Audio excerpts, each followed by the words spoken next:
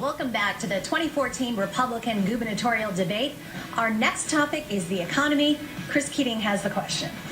Mr. Visconti, if you become governor, what is your specific plan to bolster the economy, stimulate job creation, and make Connecticut more prosperous? Thank you, Chris.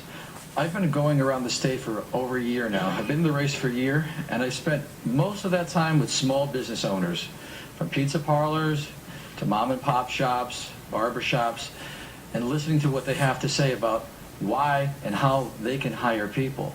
Right now, the minimum wage became a large issue in Connecticut, and I believe Americans first need a job, then they need a tax break, and then they need a raise. And that's what small business owners want to do. Right now, they're shuttering their doors, they're closing up, and they're leaving the state, and they're leaving business. So my number one priority is to put a plan together where small businesses are heard so that they don't close up and then put the tax burden of their employees into our safety net. Small business are the job creators. They're the number one priority. We need to listen to them because they will tell us how to get out of this.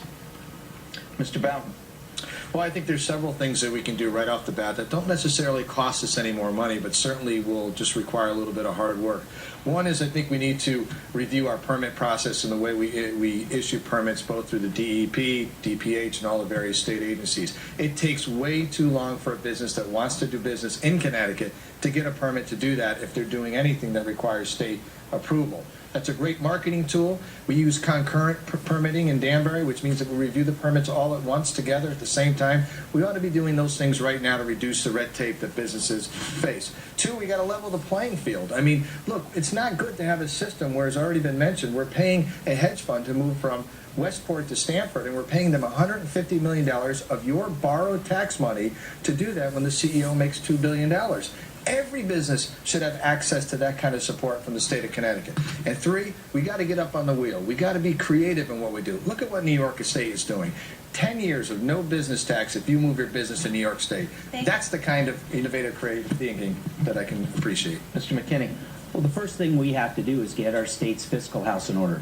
Governor Malloy, because of his excessive spending, is going to leave the next governor with a $2 billion budget deficit to deal with. I'm the only candidate running for governor who's put together a balanced budget that doesn't raise taxes and right-sizes state government. So we get our fiscal house in order. And then we're going to lower taxes. We're going to create a level playing field for everyone who wants to work hard and create jobs in the state of Connecticut. Then we're going to streamline regulations. Talk to any small business owner. Talk to anyone who's created jobs, and they will tell you that government paperwork and regulations are hurting them and costing them money every day. The last thing we're going to do is get our long-term debt under control. Connecticut has one of the worst unfunded pension and health care liabilities, and business owners and job creators understand that, and they're not willing to invest in Connecticut until we fix that problem. As your governor, I will fix that problem, and we'll see jobs come back to Connecticut. Ms. Dean. Yes, I've come up with a six-point plan to improve our prospects here on the economic front in Connecticut. First, I proposed, as I mentioned, to end the state income tax. Second, I proposed to end public sector unions, to honor existing commitments to public workers, but end those public sector unions. Very different from private sector unions, which I support. Three, I have proposed to bring affordable, safe, reliable energy back into the state. That could be nuclear power. The rest of the world creates energy with nuclear power safely. And cooling with gas is safer than cooling with water, and gas is now at a historic low. Also, fourth, I have proposed to reform the judicial system, and particularly the family court system as you've heard from hearings on CTN, in a woeful state. Five, I have proposed, as I mentioned, with Common Core, to end efforts to reform Connecticut schools, which are not broken and don't need reform, especially when it's done in secrecy. And six, I have pledged to use available state and federal funds to improve and modernize and make safer our transportation system. That's trains, roads, and bridges. Mr. Loretti. Yeah. I've owned and operated a business in the state of Connecticut for 21 years, and I've had the unfortunate opportunity to interact with state agencies on many occasions, as well as my job as mayor. And I understand how time-consuming and how costly that can be. And so, in my mind, the thing that we have to do is we have to stabilize the cost of doing business and living in the state of Connecticut. And there are many things that have to be done. It's not any one thing. When you're in business and your overhead goes up, you just can't go out and raise your prices because your consumers aren't going to fall for that. But in government, when we raise the cost of doing business, then we raise taxes, and we're at the point now where it's just not sustainable. So we've got to level the playing field and make it more affordable. When you do that, everyone becomes a recipient of low taxes as opposed to giving out corporate welfare and paying businesses to stay here. Imagine we have to pay businesses to stay in our great state.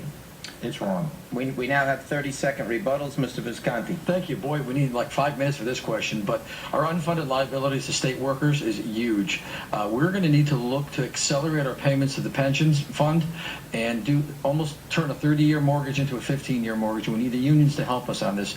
We are going to be sinking if we don't get this under control, and the interest rates are low, and this is the time to do it now. The unions have to come to the table to do some real reform on our underfunded obligations, not what Governor Malloy did. Mr. Bowden. When I become governor of the state and I wake up and go to the office in the morning, my job will be to ensure that you have a job. And I've already done that in Danbury. That's why we have one of the lowest unemployment rates of the state. That's why we've returned about 65% of all jobs lost during the Great Recession.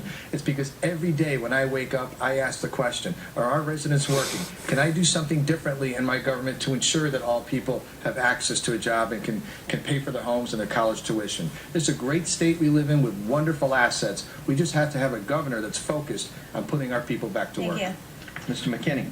Government doesn't create jobs. Hard-working people every day in the state of Connecticut create jobs, and they've been overtaxed by this governor and the Democrats in the legislature.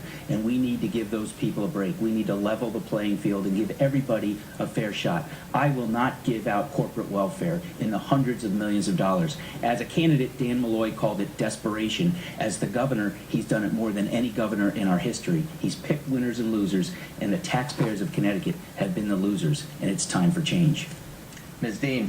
Yes, I'd just like to say that the state of our state is about more than the economy, much more. And so, for example, this Justina Pelletier case is terribly concerning to me, and I have looked into what can be done as governor. And I understand that the governor has the power to bring a lawsuit to bring this girl home to her parents in Connecticut. And as governor, I would do that. I can't say I would win it, but I would fight for citizens and the rights of parents to raise their own children, and the rights of parents to say no to medication and to raise their children with timeless values and not be punished simply because they don't want to medicate their children and turn them into what are walking drug addicts in many cases. Mr. Loretti. In 2009 and 2010, Bloomberg Businessweek magazine, a national publication, tapped Shelton as Connecticut's most affordable city. And so after many years as mayor, it was heartening for me to know that when you're doing the right things in terms of controlling the cost of living and the cost of doing business, then you get rewarded for that. In our state, there are 400 sources of revenue. 200 of those sources represent 1/10% of the revenue that the state takes in. It costs us more money to take those revenues, to pursue those revenues. Thank you.